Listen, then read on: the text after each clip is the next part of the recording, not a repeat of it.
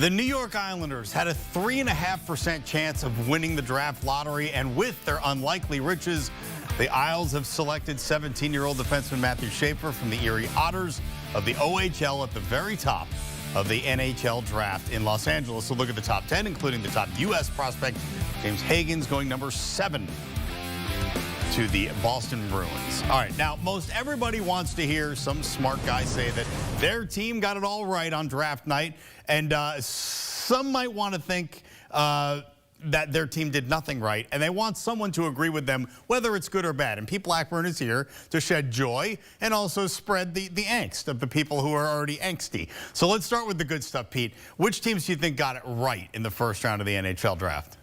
You know, the New York Islanders got it right for sure. I mean, they got Schaefer and a couple other picks that I really, really loved. You know, Victor Eklund and Keyshawn Aitchison, in addition to Schaefer, were great picks, I thought. And I will also say that Porter Martone going to Philadelphia at 6 and James Hagens at 7 to the Bruins, I think were two of the best values that you'll see in this draft. But really, when you look at the Islanders, like they're the headliners here because they got Schaefer, who's the best player in the draft on the back end. You got Victor Eklund, who projects to be a top 6 forward, and Keyshawn Aitchison projects to be another top 4 defenseman. So to leave the first round with 2 top 4 defensemen and a top 6 forward, great bit of work, especially for a team like the Islanders, who just traded away Noah Dobson to get 2 of those picks. Noah Dobson was one of their stars earlier today. So you better come away with something good in that first round, and I think that they really did, and they delivered on those picks. All right, any team out there leave you scratching your head after the first round?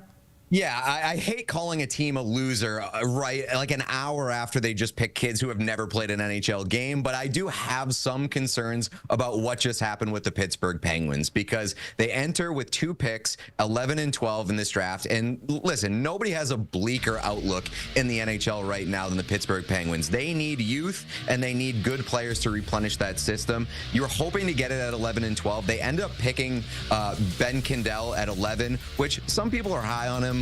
But a lot of places and a lot of scouts had him ranked in the 20th. And you don't want to reach on a guy at 11 in that lottery position if you're the Penguins. And then they end up trading 12 and picking up another first rounder as a result. But Bill Zanin, wide-ranging reports on where he projects to be. But like at most, it looks like a bottom 6 forward, a checking forward. And that's not amazing value in the first round. And then Will Horkoff is a bit of a wild card. He is Sean Horkoff's son, so there's pedigree there, but a lot of uncertainty with Pittsburgh's picks, and I bet that a lot of Penguins fans did not want to come away from tonight and what they thought were 2 first-round picks now turned into 3 first-round picks.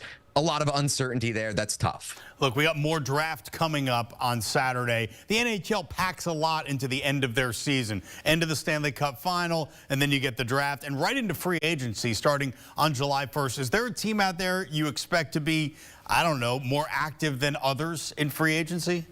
Yeah, definitely. A lot of smoke around the Anaheim Ducks and what they're trying to build. They have a ton of cap space. They have a lot of young players. I think that they're trying to add a little bit more experience to that group and take a big step this year. Mitch Marner's name has been thrown around with them a lot. But one of the big contending teams that I'm looking at to make a splash this summer, Carolina Hurricanes. They're a team that has been constantly knocking on the door of the Eastern Conference Final. We saw in this year's Eastern Conference Final that they're still a ways away when you talk about matching up against a team like the Florida Panthers. I think they're going to try to make a big splash on the forward front. And, you know, whether that's a Nick Ehlers, whether that's a Mitch Marner, I think they're going to try to make a splash to get another game changer up front. All right, Pete Blackburn, NHL analyst for CBS Sports. Thanks so much for going through the first round, rounds 2 through 7 now coming our way on Saturday. Pete, thanks so much. Thank you. And here's a look at some of the top free agents. We're calling our top 10, and Mitch Marner, who Pete mentioned right there at the top of the list. Again, NHL free agency opens up on July 1st. First round of the 2025 NHL entry draft in the books from Los Angeles on Friday night, and 17-year-old Matthew Schaefer from the Erie Otters of the OHL taken first overall by the New York Islanders. Schaefer, the second Erie Otter all-time to go number 1 overall. Oh, by the way, Connor McDavid was the other one 10 years ago. Dylan Strome on that same team with McDavid went 3 overall in 2015, which is turning into one of the great tops of the draft we've seen in recent times. We'll see what happens with this year's top of the draft. And for more on that, we say hello to CBS Sports NHL analyst Pierre McGuire. Pierre, let's start right at the top, man. Matthew Schaefer, 17 years old, won't turn 18 until September. Why is it that this guy was the consensus #1 pick? Russ, first of all, it's great to visit with you. Second of all, I apologize for my voice. I just did a 5-hour draft telethon. All that being said, here's why he's the best player in this draft. He's the best person, #1. He's an amazing leader, #2. His foot speed is outstanding. He reads the rush unbelievably well. He's a great first passer.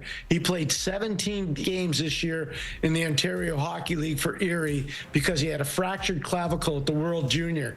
But because of those 17 games being important in his draft year, he had 24 points. This guy is a phenom offensively. He's a phenom defensively. He's not afraid of contact. And the thing to me, he's an elite leader, and you just said it, as a 17-year-old. The sky's the limit for Matthew Schaefer. He's an impact player. He's a generational player, in my opinion. He will make the New York Islanders a great team for a very long time. Is he in the starting lineup on day 1 for the Isles next season? It depends on how comfortable they are with him physically, because this is obviously a different thing. 18 years old is a hard thing for a kid to do in the NHL. That being said, I do think they'll give him 10 games to feel his way through, and if they think he's physically able to play, then I do think he stays, especially when you consider what the Islanders did earlier in the day by trading away a top defenseman and opening up a spot on their defense. Not a lot of Americans selected at the top of this draft, but a ton of centermen, and one of them, who happens to be American, James Higgins, goes 7 overall to the Boston Bruins. I had seen some whispers about maybe the maybe the Islanders trying to trade back up to get the kid from Long Island, but the BC guy, and BC is now churning out top of the draft picks, it seems, year after year. Where do you think Higgins ends up at the start of next season? Oh, he'll go back to Boston College. I'll be shocked. He's not ready to play in the NHL. I was surprised he didn't end up with the New York Islanders. They had the 2 picks from Montreal at 16 and 17, but clearly Boston didn't think it was enough. One of the things I can tell you, Russ, and I'm very comfortable telling you this, no team knew Boston College in the NHL better than the Boston Bruins. They had their first-round pick from last year, Dean Letourneau, there. They spent a lot of time going in to watch just how good most of the players were, including James Higgins. James Higgins is a special player. He's a playmaker.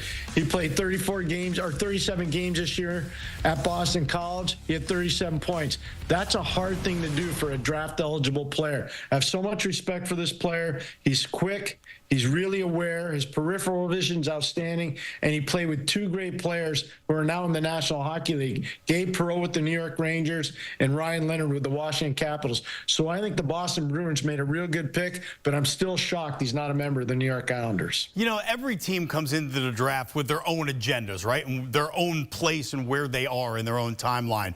Was there any pick, or picks even, that made you say, now that is interesting from that team? I am surprised that the Utah Mammoth, that's their new name, decided to keep their pick at #4, and they made an excellent selection. I got to tell you right now, Caleb Desnoyers is an outstanding player out of Moncton in the Quebec League. He's amazingly smart. He's got great peripheral vision, which is an important part for any player. He's a leader. He wins at everything. Russ, you're not going to believe this. You're probably going to say, McGuire, this is heresy. He reminds me of Jonathan Taves. Ooh. I can't say it any other way. This is a tremendous value pick for the Utah Mammoth. I give them a lot of credit because I know there were a lot of people dangling to try to get up to that #4, and they said, no, we're going to keep our pick. And they made a really judicious pick by taking Caleb Desnoyers. All right, Pierre, we're going to let you go because you had 5 straight hours of talking. But before you go, I'll mention to the people that Pierre also told me the Philadelphia Flyers are back because of the top draft picks that they got. Tough sons of guns They out are there. so nasty and mean now. They got Porter Martone, who's a tough, nasty guy who can also score. He's great on the boards. He's great in the slot, and he really likes to engage physically. But here's one that I'm going to tell you Flyer fans are going to love. Jack Nesbitt out of the Windsor Spitfires in the Ontario Hockey League. He's a whole lot of nasty, Russ. I'll tell you that right now. And the new coach in Philadelphia, Rick Tocchet, who played for me in Pittsburgh, he's going to love both those guys. I don't think they're ready to play in the NHL next year, but down the road, the Broad Street Bullies, Russ, are back. Pierre, there is no one on this earth I'd rather be talking hockey with on the opening night of the NHL Draft than you. It's awesome. Great to see you, and I'll see you soon, buddy. Thanks, Russ. I really appreciate being on with you. Thank you.